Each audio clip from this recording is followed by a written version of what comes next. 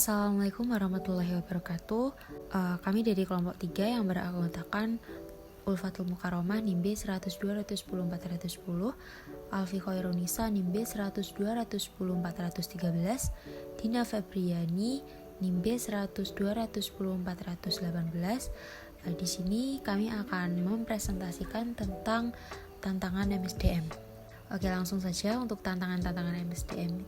Tantangan utama MSDM itu bersumber dari yang pertama tantangan eksternal, kedua tantangan organisasional atau internal, yang ketiga tantangan profesional, yang keempat tantangan internasional, yang kelima tantangan dan perubahan kebijakan kepegawaian, yang keenam perubahan cara kerja. Oke, langsung saja. Yang pertama yaitu tantangan eksternal. Tantangan eksternal itu bersumber dari perubahan lingkungan eksternal, yaitu yang pertama ada teknologi. Nah, teknologi pada saat ini sangat mempengaruhi, sangat mempermudah orang, sehingga banyak karyawan yang harus menguasai teknologi. Kalau tidak, dia akan tergantikan oleh teknologi tersebut. Yang kedua yaitu perubahan ekonomi dan persaingan.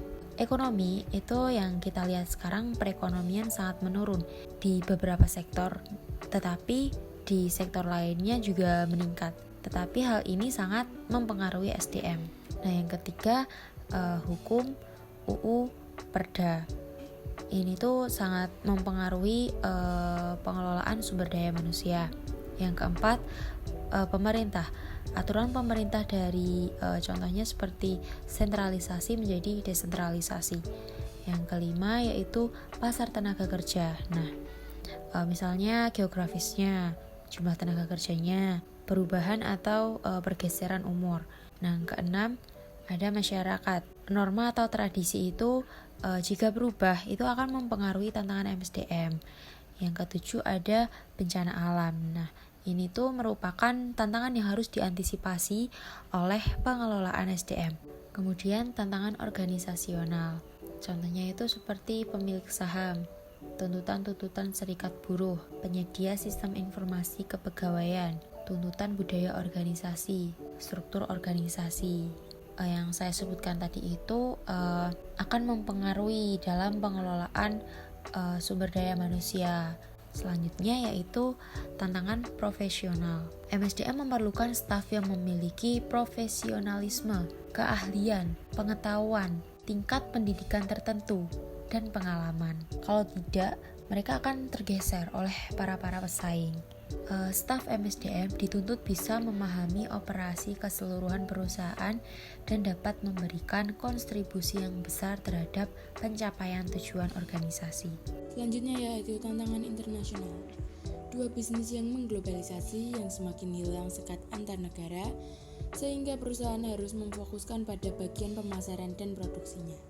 Masalah muncul dalam komunikasi antar pegawai, atasan, dan bawahan apabila pegawai berasal dari komunitas dan negara yang berbeda karena perbedaan kebiasaan dan bahasa.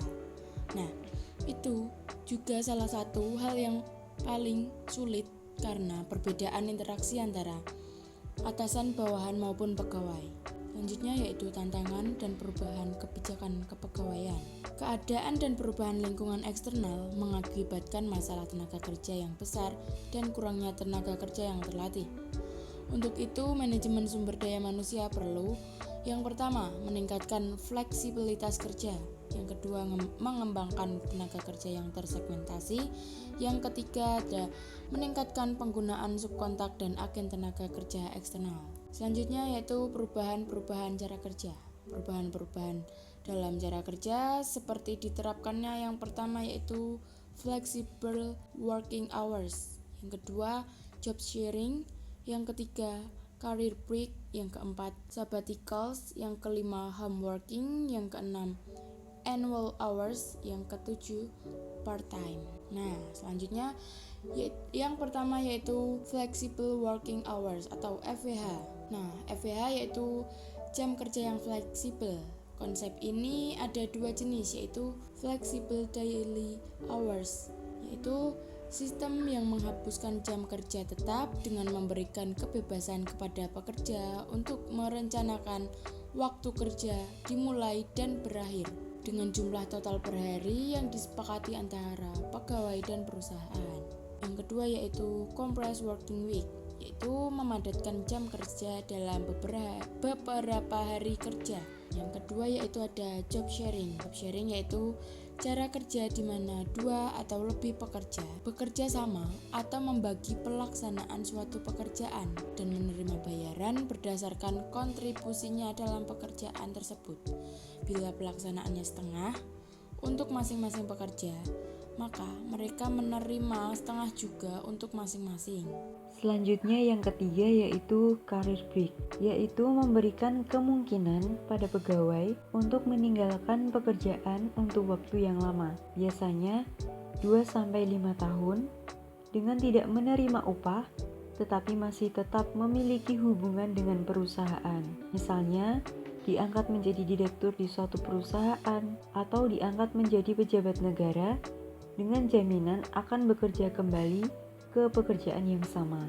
Kemudian yang keempat yaitu sabbatical. Sabbatical yaitu memberikan izin untuk meninggalkan pekerjaan dalam waktu yang cukup lama yang diberikan kepada pegawai dengan masa kerja tertentu, biasanya 1-2 semester. Cara ini akan membantu dan memberikan kesempatan pada pegawai untuk mengerjakan hal-hal yang berkaitan dengan minatnya. Kemudian yang kelima yaitu home working. Home working yaitu pekerjaan dilakukan di rumah dengan cara menghubungkan rumah dengan perusahaan melalui media komunikasi seperti komputer.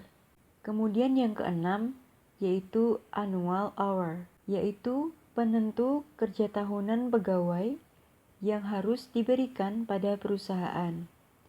Ini dilakukan untuk mengurangi biaya lembur, meningkatkan produktivitas, dan ketidakhadiran khususnya untuk perusahaan yang mengalami musiman di mana pada waktu-waktu tertentu terdapat kegiatan yang sangat besar. Kemudian yang ketujuh yaitu part-time. Part-time yaitu cara kerja di mana dikontrak untuk berapa jam.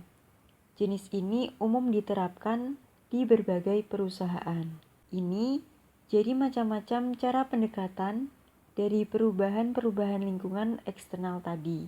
Terima kasih. Cukup sekian presentasi dari kami. Apabila ada kesalahan kata, kami mohon maaf yang sebesar-besarnya. Wassalamualaikum warahmatullahi wabarakatuh.